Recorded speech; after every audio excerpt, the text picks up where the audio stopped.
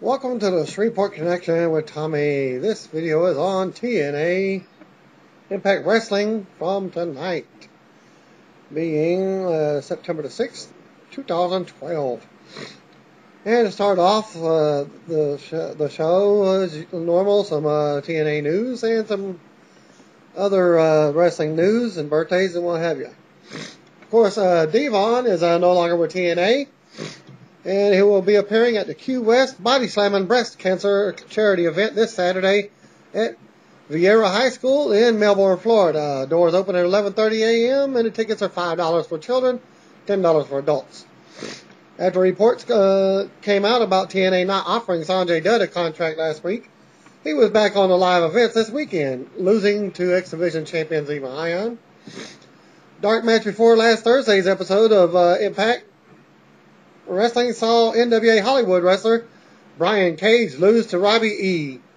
Several NWA Hollywood wrestlers have received tryouts lately, including Cage, Sean Ricker, Joey Ryan, of course, from the Gut Check, and many others. Kurt Angle was reportedly injured, possibly a hamstring injury, at Friday's TNA live event in Richmond, Virginia. And Angle was also put in a match on the Impact for the Sunday's pay-per-view. Angle showed signs of injury in the Battle Royal that opened the live event show. Barely working, not even running at all, and spending most of the time match in the corner. Angle then worked a six-man match with Austin Aries and AJ Styles versus Bobby Roode, Daniels, and Kazarian. Angle barely worked the match, also came out with his leg taped. Regarding Devon again, being done with TNA and still holding the TV title, speculation is that TNA is retiring the belt. Spike TV will air 1 hour countdown to Bound for Glory special on October 14th. That leads into the Bound for Glory pay-per-view. The special will air at 6 p.m. Central Time and will include a pre-show match and backstage interview. And you can read the full story about it at ImpactWrestling.com. What is this? TNA Heat starting up? It can only be positive for TNA heading into the biggest event of the year. Muhammad King Mo Lawal recently spoke with Scott Fishman of the Miami Herald in detail about his upcoming debut on TNA Impact Wrestling, as well as the Bellator Fighting Championships MMA promotion that will debut on Spike TV next year. Lawal says that he hopes to be in TNA as much as possible, about 2 or 3 times a month, depending on booking, and that we'll see him on TV sooner than you think. And you can read the full story at www.miamiherald.com and look for 2012 /9/4 and in the article. You think about this being a good move for TNA? I'm not convinced having a MMA star in the fold hurts TNA, but if they are having a wrestling star in the folds, hurts Bellator and Spike. Going looking for someone to blame, TNA could get the start, the short end of the stick, since they would be the ones making him fake, for a better term. The following first round matches are set for the first night of the Chikara King of Trios tournament, which takes place September 14th through the 16th in Eastern Pennsylvania. 1, 2, 3 Kid, Sean Waltman, Aldo Montoya, just incredible, and Tatanka versus Jerry Lynn. Too Cold Scorpio and Tommy Dreamer, the Warlord, the Barbarian, the Ming, the Jacksons, that's the Young Bucks, and Mike Bennett, the Prodigy. I wonder if Maria's going to be there with him. Halloween, Frightmare, and Ultramantis Black versus Submission Squad, Team JWP versus the Throwbacks. Team Osaka Pro versus Chuck Taylor, Johnny Gargano, and Icarus. The Colony versus Team Sendai Girls. Mike Quackenbush, Jigsaw, and Manani Toyota versus the Swarm. Scott Parker, Shane Matthews, and Gran Akuma versus Iberian, Cobalt, and Kodama. For more details on the three-night event, visit kingoftrios.com. The Ring Warriors is holding a loaded show on Saturday in Hollywood, Florida at the German American Clubhouse. The show is headlined by WWE star Vader, former TNA wrestler JC Neal, plus NWA Ring Warriors Grand Champion Bruce Santee versus Chance Prophet. The Headbangers also in action versus Mikhail Ivanov and Alexander Chekhov. Sounds like Star Trek characters. Wes Briscoe and Cassidy Riley versus Steve Madison and Tommy Vandal for the Global Tag titles. La Rosa Negra versus Sienna Duval. Buck Quartermain versus Vordell Walker. And Billy Fives versus Johnny Vandal.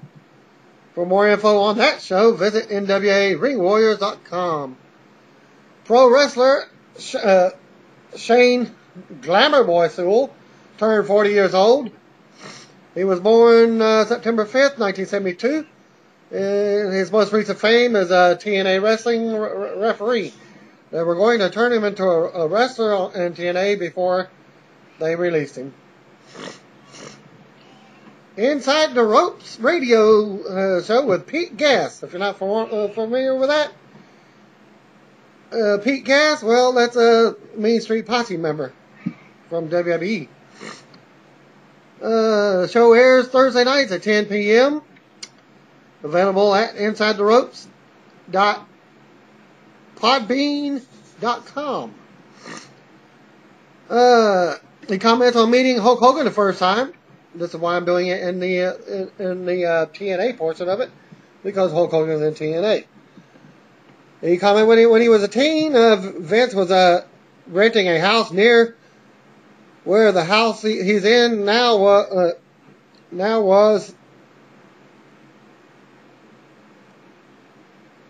being built.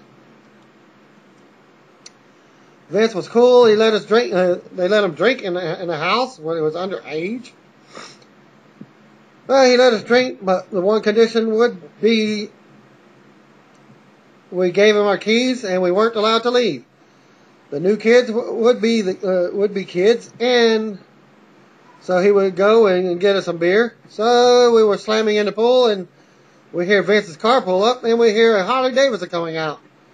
So we get out of the pool and see Hulk Hogan getting off the bike, coming towards the house, and he's carrying our beer. So the 15th anniversary of Raw, I had mentioned that to Hulk Hogan. I went over and introduced myself, and fortunately he remembered me. I was honored. I told him the last time I saw you, I'm telling him the story, and he's looking at me, and he says, "So, I was carrying your beer." I was like, "Well, yeah, I guess if you think about it, if you were." And he said, "So, you owe me one. Go get me a effing beer," Hogan says. I went up to the concession stand and got him a beer. I guess that was my payback. Any comments on the Mean Street Posse? How it was formed? It was the idea of a few people, Vince Russo, Ed Ferreira, and Chris Chambers, who really ran with it. They wanted Shane to have some heat going into WrestleMania. One day Shane called us to come into his office. I'll never forget, it was a Friday. Rodney and I used to work out at the Titan building. He called us into his office. He said to us, "Sunday at 10 o'clock, can you go over to the studio and dress really preppy? Here's the script." He then ripped it up and said, "Fucking F the script," and told us to tell stories about what we did as kids. And he told Chris Chambers that he would splice it and fix it. We'd be on Monday Night Raw. It was supposed to be a 2 to 3 week little stint. They brought us to Albany the week before WrestleMania for Raw. By the time we got to WrestleMania, I remember sitting in the front row. Isaac Hayes was in the row behind, taking pictures of us. There were a bunch of signs with our name on it. We went about 10 days later. Shane handed us checks and he said, "Do you guys have any vacation time?" And he said, "We want to take you on the road for a little while." And then he comments on Bradshaw almost injuring him early in his career. We were facing Farouk and Bradshaw, the acolytes. Bradshaw went to hit me with a steel chair, and I took it straight to the head. Now, Shane had told us certain things about respect, and that after the matches you shake hands and thank the other guy for the match. So I wasn't going to let him know I was hurt, so I shook his hand afterwards and said thank you. He told me 6 months later that through doing that I earned his respect. The next day, the two specific people approached me. Mick Foley checked if I was okay, and as well as Chris Jericho, who told me I proved I was tough. And the next time to put my hands up if I get hit with a chair shot. And he comments on thoughts of Shane leaving the WWE in relationship with Vince. They're very close. Vince was the best man at his wedding. There's no animosity there. Shane keeps things very close to himself. Shane has something to prove to himself. He wanted to do something for himself and start his own business. And that's what he's done so far. As far as his relationship with his family, they're real close. A couple of weeks ago, Shane's company went public, and he was in New York ringing the bell. And I know his father was right there beside him. You can find the full interview where Gas talks in detail about his WWE run, working with Gerald Briscoe and Pat Patterson, winning the WWF Hardcore title at WrestleMania, a fantastic wrestler court story about Teddy Long being put on trial by the Acolytes for being cheap with the appearances from Mae Young, and much more at Facebook.com/The Inside Network. TNT Network has greenlit the Hero reality show starring Dwayne "The Rock" Johnson. Entertainment Weekly reported that the network has ordered 8 episodes. Johnson will serve as host, mentor, and motivator, just like the Redneck Island with Stone Cold, and is co-producing the series himself along with his business partner Danny Garcia and the Electus Studio. Danny and I couldn't be more excited to enter into our first official foray in TV production. Johnson stated in a press release, "The Hero speaks to everything I believe in when it comes to challenging ourselves to become better people every day and to making the right choices while growing from the wrong ones. Bridging the digital and physical world on the small screen in a way that it's never been done before will enable fans to use social media and on-screen decision-making to determine the fate of the show's contestants." So, this seems like an interactive show. And our goal is to make each TV moment impactful and exciting. Read more on the story at insidetv.ew.com. And look for The Rock, Dwayne Johnson TNT reality show from September the 5th, 2012. The television show will feature 10 contestants who live in a house together and compete in missions that test their brains, the brawn, and even their morality. The show was scheduled to premiere in 2013. I'm curious to see how much WWE promotes the show, given that it is airing on an NBC Universal competitor. The straight-to-DVD movie, Maximum Conviction, starring Stone Cold Steve Austin and action star Steven Seagal, will be released on November the 6th. A press release provided the following plot information, and it says, when former Black Ops operative Tom Steele, that's Steven Seagal's character, and his partner Manning, that's Stone Cold's character, are assigned to decommission an old prison, they must oversee the arrival of 2 mysterious female prisoners. Before long, an elite force of mercenaries assault the prison in search of the new arrivals as the true identities of the women are revealed, Steele realizes he's caught in the middle of something far bigger than he had ever imagined. Fists will be flying and bones will shatter as the situation escalates with every passing minute. And this it has a potential to be a straight to DVD gem, given that all of Stone Cold's movies are going straight to DVD, and with Steven Seagal appearing, should up the ratings for it. Apparently, the mother of the Austin character assumed he was going to be a huge star, and only went the single name Manning, much like Madonna, Cher, etc. IMDb lists the movie as being in theaters on November the 6th, but the press release suggests it will go straight to DVD, which is the norm with all the Stone Cold movies.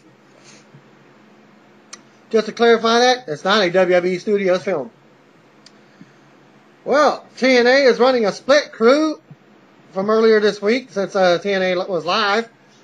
Is Kurt Angle, Mr. Anderson, Crimson, Zema Ion, Miss Tessmacher, and Mickie James are scheduled to appear at the Dalton Trade Center in Dalton, Georgia earlier this week.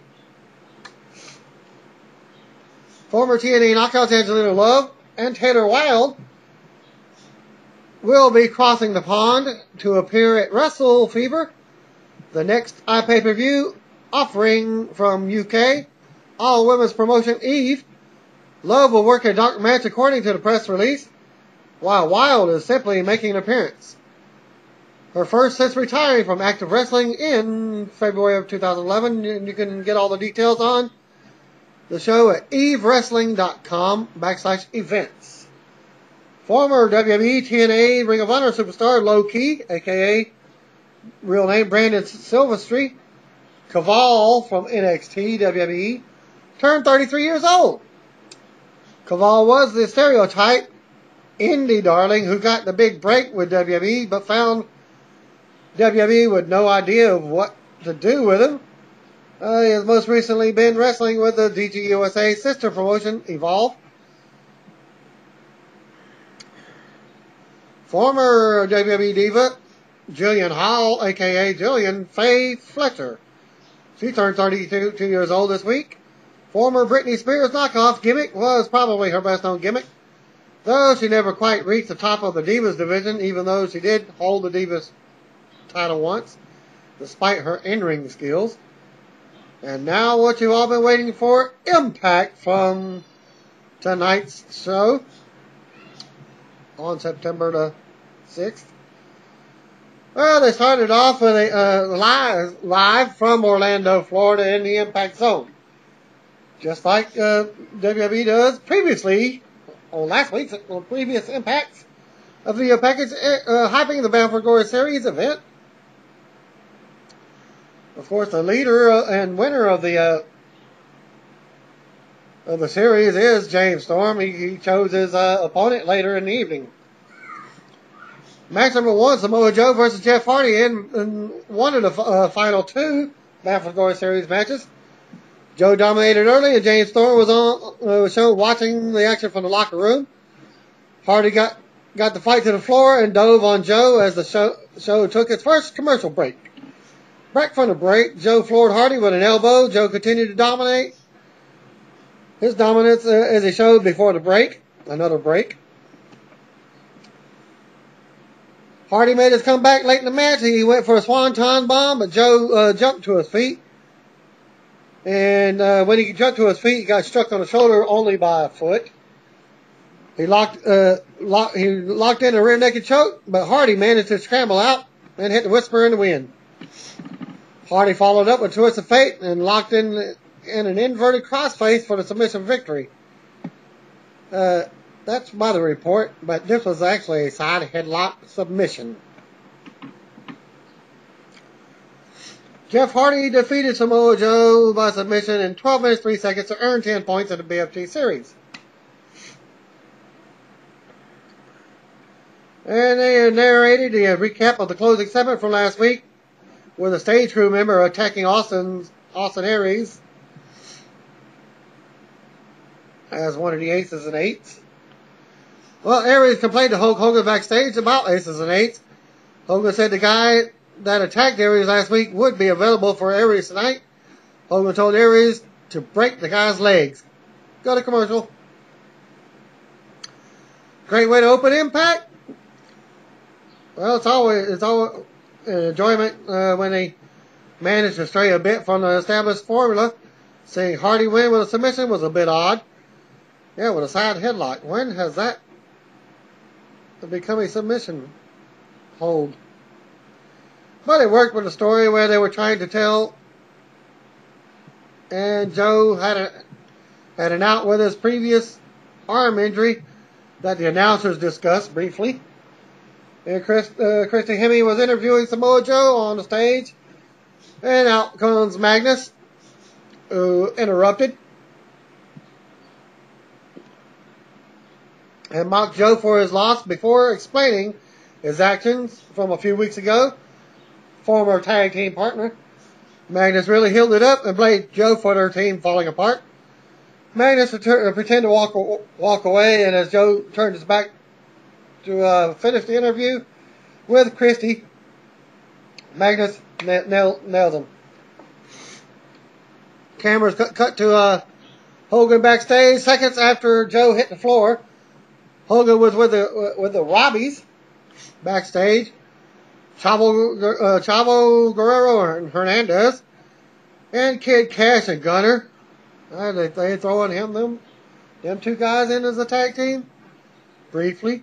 Well, the men are pleading their cases until AJ Styles interrupts the discussion, and he shows up and throws his name into the hat without a tag team partner. Hogan eliminated Styles quickly. And instantly Styles pointed out that how all the teams were slapped together and not real teams. Brooke Hogan showed backstage, talking to Tara backstage, that Tara and Tessmacher would face each other at No Surrender. Gail Kim showed up and complained that Brooke was giving priority to eye candy. Tara and Gail Kim bickered, which sets up a match. TNA really needs to work on the timing issues. They didn't let anything sink in before jumping to the next angle. The Championship Thursday concept isn't off to the hottest start with a credible top guy in TNA mocking all the possible challengers for the belt that is on the line tonight.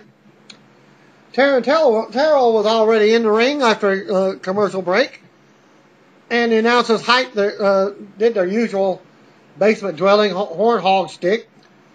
Match number 2, Tara versus Gail Kim. Kim attacked Tara's arm early on and used it to gain the upper hand. Kim worked her heel offense and played to the crowd to some decent heat. TNA had a hope spot, but Kim dragged her injured arm first into the ropes. Tara reversed the top rope attempt into the widow's peak for the 1-2-3. And that match took 3 minutes, 35 seconds out of our lives. Well, everybody's wondering what Joey Ryan's been up to. Well, guess what? He's on Impact tonight. They showed him, there was a video package of it aired. Of his previous segments. Get this. Al Snow, in the next segment coming up, was the guy who actually voted yes that he would like to see him come in. When it was Taz and the other guy who said, that was Bruce Pritchard, that said no, they didn't want him on the show. So now they got Al Snow versus Joey Ryan coming up. Well, Al Snow was walking through the locker room area and backstage, heading up to the ring. Well, commercial break. That was fun from top to bottom. Both women can work, and Taryn has eliminated her obnoxious squirts that I noted a few weeks back. But when the only complaint I can come up with is that I wanted to see more. I know I've seen a good match, though her timing is off during some of the segments. Al Snow's in the ring and with the gut check mood. lighting and background music. Snow called out Joey Ryan, and Ryan obliged and made his entrance through the crowd. Blue jeans and t-shirt, or whatever you want to call it, I was wearing, with a silly-looking mustache and goatee, you might want to call it. Snow asked Ryan what he wanted to say, and he yelled for him to just shut up. Snow offered Ryan another gut check challenge and said if he wins, he gets a spot on the roster instantly. Ryan said he's already proved himself when 87% of the Twitter votes said that he should be hired. Snow reaffirmed that Ryan had to go through gut check again. Ryan eventually agreed. Snow said that Ryan had to fight him. Snow then got in a cheap slap as Ryan ran for the hills. Ryan screamed that Snow can't touch him and he's not under contract. And then Ryan said he would sue. But after the fact that he had already agreed to wrestling, so it didn't matter. So you either wrestle or you ain't going to get a contract. Bully Ray found Joseph Park backstage. Bully came in peace and talked about aces and eights. Park said he can't say anything due to attorney-client privileges. Ray warned Park to be careful. A security guard dropped the guy that attacked Austin Aries into a closet, and Aries threatened him Punisher style to talk. Yeah, that didn't give off a creepy vibe or anything.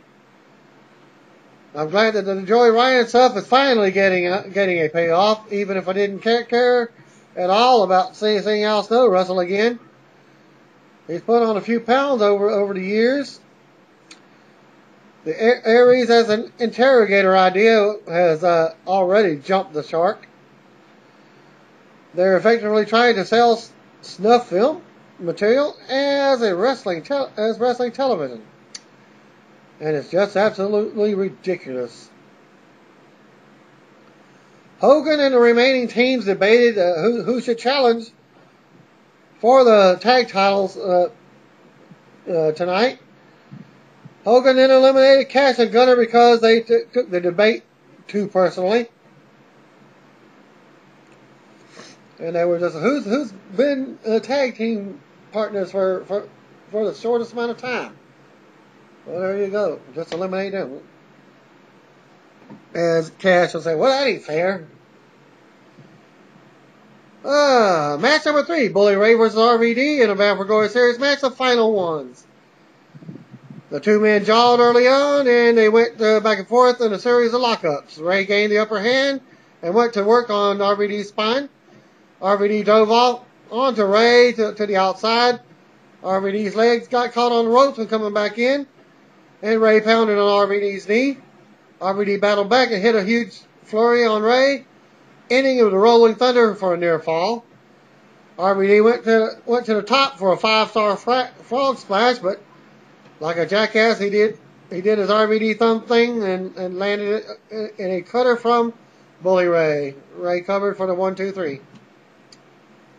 Bully Ray defeated RVD by pinfall at 8 minutes 53 seconds out of our lives to earn 7 points in the series.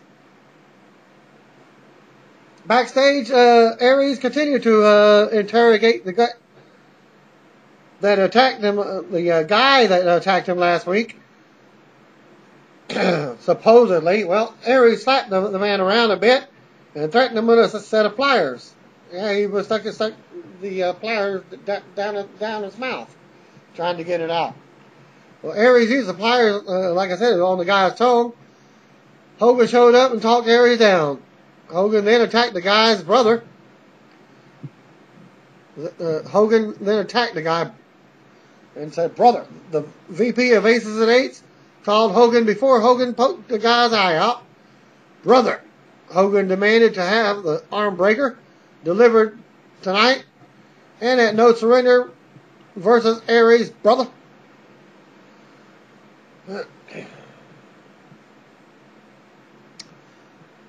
only see the first part of it before I had to go to the bathroom.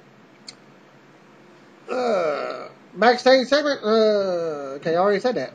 Okay, RVD once again looks like a complete idiot for losing a match due to his showboating. I really hope this will be an impetus for a turn. Otherwise, he just comes off like a jackass. The interrogation bit is excruciatingly dumb. A few emailers have pointed out that the guy Aries or tweets that Aries is assaulting isn't the same actor that they used last week that actually attacked Aries last week.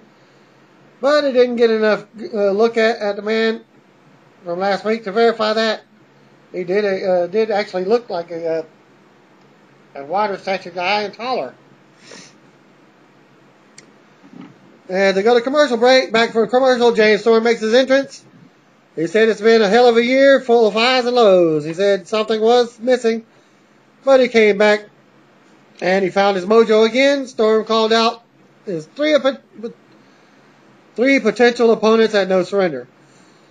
Bully Ray, Jeff Hardy, and Samoa Joe may all make their entrance. Storm talked on all of them. Storm announced that he was challenging Bully Ray at No Surrender. I predicted that anyways. Bully Ray made his way down the ramp. Storm said Ray ended his chance for Bound for Glory last year, and this year Storm was ending his. Storm said he knows who Ray is, and this Sunday Ray would learn who he is again.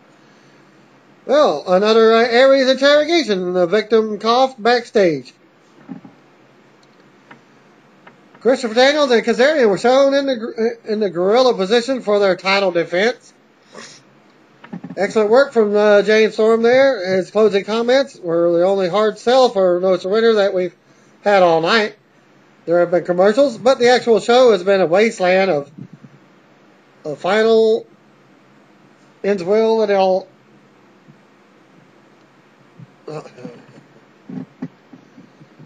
Chrissy Hemme was interviewing RVD backstage when Magnus shows up again to give him the same treatment that he gave Samoa Joe earlier in the evening. Magnus then mocked RVD for getting old and losing his edge. The two men brawled, but the TNA agents were seconds away and pulled them apart. Well, backstage again, Hogan told Chavo and Hernandez to go out and prove themselves to earn their title shot. So we get Christopher Daniels and Kazarian versus Chavo and Hernandez for the TNA Tag Team Championships. Babyfaces took control early, but the champions quickly regained control and began to work over Chavo. Chavo got the hot tag to Hernandez and wasted no time in taking out Kazarian. Chavo hit Daniels with the Three Amigos, and as the show goes to commercial. Back from the break, Chavo controlled Daniels briefly, but Daniels quickly regained control, and the heels went back to work on Chavo. Hernandez got a hot tag, and he went quickly out to his opponents as he jumped over the ropes with a big flying clothesline, double clothesline. Chavo hit a hurricanrana on Hernandez, who landed on a prone Kazarian. Daniels made the save, but Hernandez quickly took out both men with another huge dive. The finish came moments later when Daniels took out Hernandez with a title belt. Kazarian covered the knocked out Hernandez as both tag belts were already in the ring. The referee was picking up one in the corner that he had to look at. He briefly looked to his back, and Daniels had the other one behind his back. He walked over to Hernandez, bam, knocked him out. 1, 2, 3, and they retained the tag titles. That took 14 minutes, 36 seconds out of our lives. Hogan's music played, and he slowly made his way on stage. Hogan announced that the champions would defend their belts against AJ Styles and a mystery partner, whom he's about to announce. Just seconds later, and he now announces Kurt Angle. And No Surrender. Hogan's pyro went off the air for We went off for no reason, and he posed on stage. He turned his back. He was doing the Scott Hall walk, and then turned around and done his poses. And see, the announcement ran down the no surrender card. Austin Aries was shown escorting his interrogation victim through the backstage area, headed to the ring. Commercial break. Well, you know, the tone of tonight's show has been all over the place. Hogan alone has been the calm man, eliminating potential challengers, a crazed loon trying to puncture a man's eye, and a goofball with a pyro celebration after making a match announcement. The tag match was okay, but it was full of botched spots, and commercial breaks really hurt the flow of the match. Solid effort, but an utterly forgettable match. Aries made his way to the ring with his new buddy, Mike. As he's in handcuffs, Aries called out the arm breaker. They didn't show. Aries started to attack Mike, and an arm breaker showed up to make the rescue.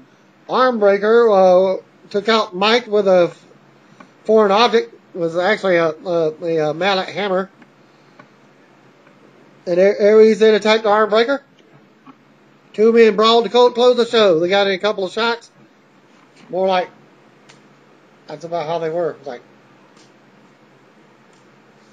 no real hitting. So, alright. And again, not the best edition of Impact ever. The show was kind of all over the place, and the interrogation crap was like the Claire Lynch. Bad, all in all. A weak go-home effort for the No Surrender. We got some solid wrestling on the show. Decent. Yeah, so that was entertaining, but TNA really phoned it in with their backstage segments tonight. And that ends my TNA for Impact Wrestling for this week. Peace out. God bless. Same Shreveport time, same Shreveport channel next week.